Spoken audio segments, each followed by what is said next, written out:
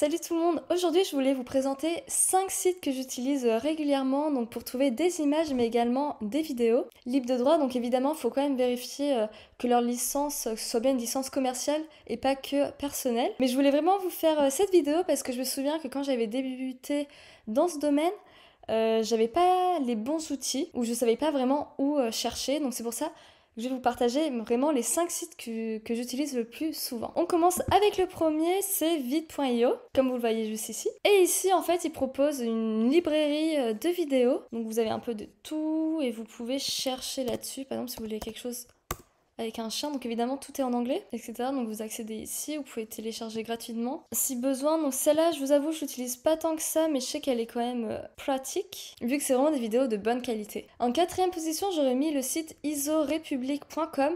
Donc là, on retrouve pour les photos, mais également pour les vidéos que vous voyez ici. Donc c'est un site où je vais de temps en temps et voilà, donc vous avez les informations différentes, vous pouvez télécharger, etc. Donc ce site est quand même pas mal. Je l'utilise moins quand même, mais il fait tout aussi le taf. On passe au troisième site, où celui-là c'est vraiment mon chouchou, c'est Pexels, et c'est vraiment un site, parce que je me souviens quand je faisais mes études, j'avais du mal à trouver vraiment des vidéos libres de droit, et ce site c'est vraiment là où j'en récupérais le plus. Et donc c'est un site qui peut vous intéresser. D'ailleurs, ça fait un moment que je suis pas allée dessus parce que je suis en train de voir qu'ils ont un peu changé tout. On peut mettre en français. Et on a également un menu en bas avec un classement. Ça, je savais pas. Je trouve que c'est pas mal. Le concept et l'idée est vraiment bien. Mais ça, vraiment, si vous cherchez des vidéos, c'est surtout ce site-là que je vous conseillerais. C'est pour ça qu'il est en position 3. Sinon, en deuxième position, on retrouve Pixabay. Donc lui, je l'ai vraiment, mais tellement utilisé pendant mes études. C'était vraiment un incontournable à avoir. Donc vous avez pour les photos, ils ont également changé leur menu. Ça me perturbe un peu, mais je trouve ça, ouais, c'est mieux, c'est plus intéressant. Parce qu'avant, on changeait directement ici, si on voulait des illustrations, de la vidéo. Il n'y avait pas de musique avant. Mais voilà. Il y a donc ce site-là. Surtout au niveau des photos, il y a vraiment de tout. Et je vois qu'il y a aussi même un peu de vidéos, parce que ça, il n'y avait pas tant que ça dans mes souvenirs. Et donc, vous avez les informations ici.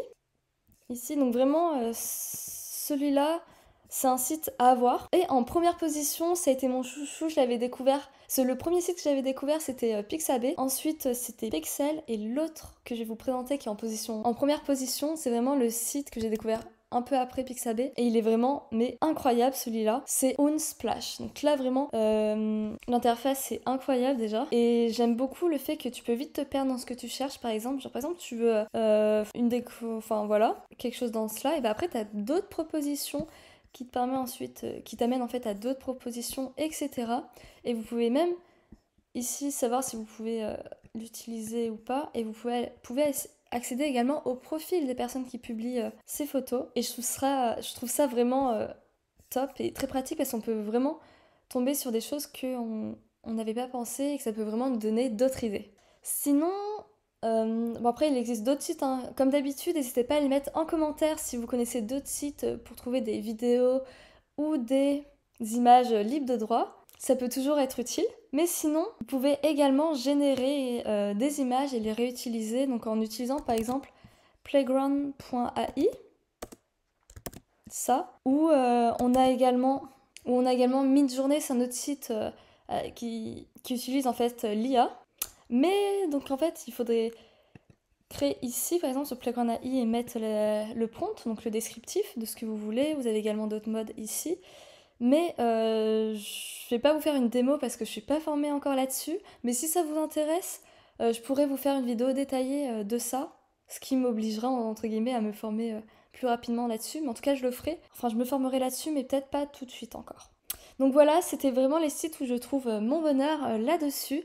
J'espère que ça vous sera utile. Si vous avez apprécié la vidéo, n'hésitez pas à liker. Sinon, on se retrouve la semaine prochaine. Et cette vidéo peut peut-être vous intéresser également. Sur ce, bonne journée!